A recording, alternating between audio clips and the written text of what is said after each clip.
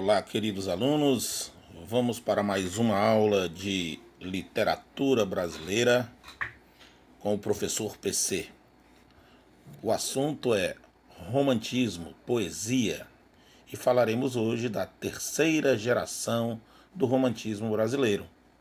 Geração essa que recebe o nome de Condoreira, a geração do condoreirismo.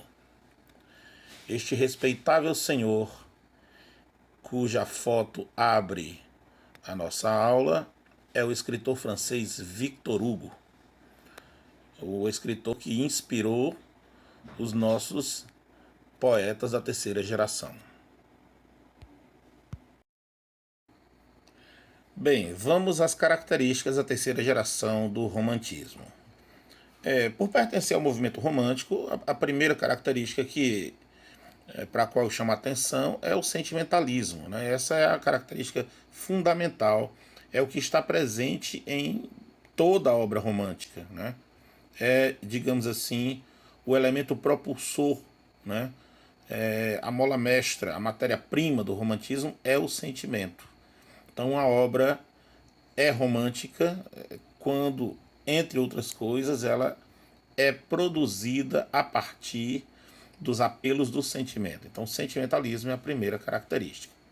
Além dessa, a crítica social. A terceira geração do nosso romantismo vai se voltar para a preocupação com questões sociais.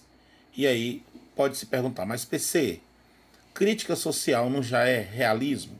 Bom, a crítica social feita pelos românticos da terceira geração, ela não é feita de maneira racional.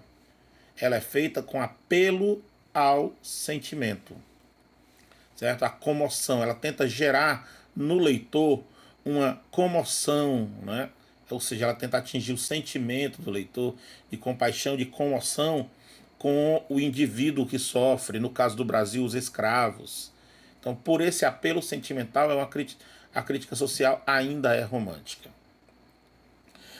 A terceira característica para a qual eu chamo a atenção é o interesse pelo tema da liberdade e, no caso do Brasil, isso vai coincidir com o abolicionismo, né?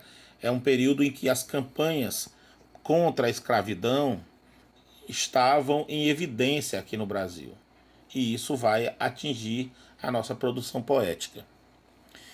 E a quarta característica para a qual eu quero chamar a atenção é a que dá nome a essa terceira geração, né?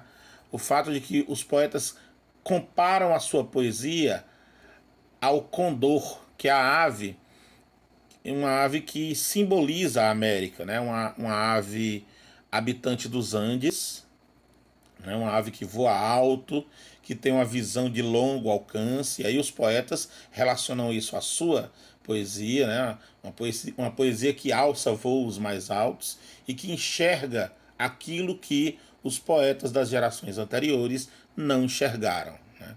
Além do fato de que o condor, por ser uma ave, serve como simbolismo para a liberdade. É uma ave que sobrevoa os céus das montanhas dos Andes, né?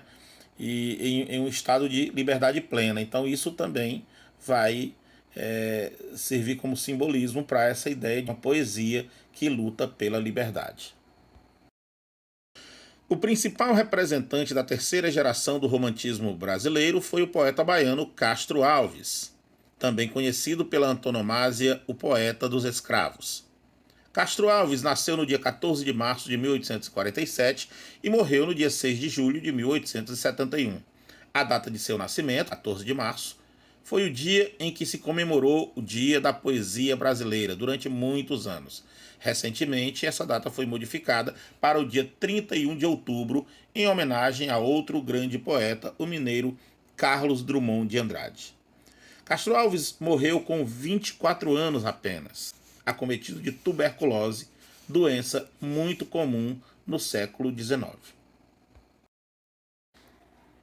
A poesia de Castro Alves é marcada pela grandiloquência, ou seja, as coisas são ditas de maneira grandiosa, que chame a atenção. A escolha das palavras é feita com esse objetivo. o tom declamatório. É uma poesia feita para ser declamada em voz alta. É uma poesia feita para ser uma ferramenta de ação política. Portanto, ela vai ter muitas exclamações, ela vai ter vocativos, ela vai ter superlativos.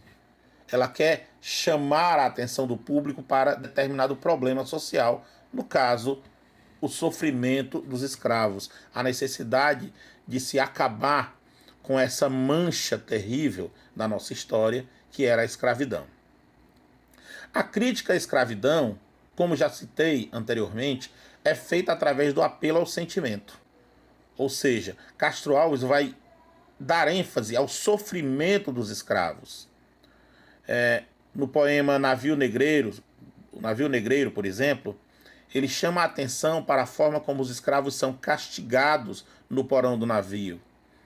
A imagem de mães tentando amamentar os filhos sem ter leite para isso e as crianças sugando apenas sangue, escravos sendo chicoteados pela tripulação do navio. São imagens que contribuem para esse sentimento de compaixão, de solidariedade em relação àqueles que sofriam o drama da escravidão. Portanto, é uma crítica ainda não realista, ou seja, ela não apela para a questão racional.